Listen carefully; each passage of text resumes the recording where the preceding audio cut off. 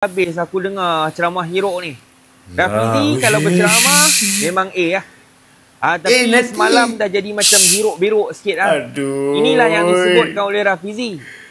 Dia ceramah kamikaze. Malu. Maksudnya apa tu kamikaze tu? Maksudnya buahlah ni. Lepas ni nak jadi apa, jadilah. Nak kena tindakan tertib ke apa ke, silakanlah. Terserahlah pada presiden juga. Jadi inilah orang panggil balas. Tak kisahlah kalau pihak musuh nak tahu pun aib parti, kekurangan parti.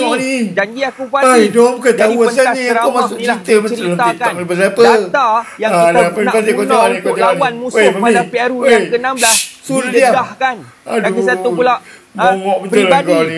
Hal isu dalaman yang tak sepatutnya diceritakan sebenarnya boleh ya. Diselesaikan mengikut dalaman parti pun didedahkan juga. Rakan-rakan seperjuangan dimalukan, diaibkan, begitu juga parti pun diaibkan.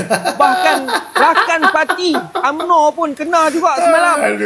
Pentas pemilihan yang sepatutnya kita promote calon bawa idea-idea untuk reformasi, kemudian kuatkan parti, tapi dah jadi pentas apa? Pentas meluahkan perasaan kecewa, amarah dan sebagainya.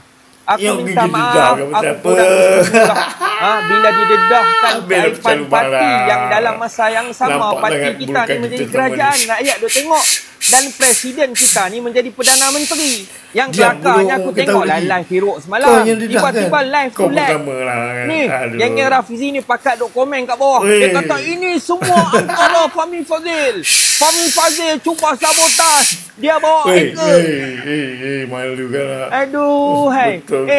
Yang bertanding, yang berlawan tu Nurul Izzah dengan Rafizi.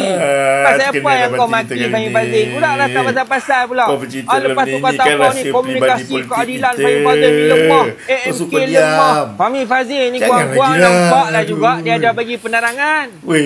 Habis yang pengarah komunikasi keadilan, pengarah komunikasi keadilan AMK, ini semua tim Rafizi.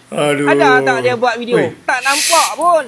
Jadi janganlah nak serang Fahmi Fadzil tu. Kau pun samalah. Dia bertanding MPP, bukan bertanding timbalan yang kau nak serang tu. Aduh.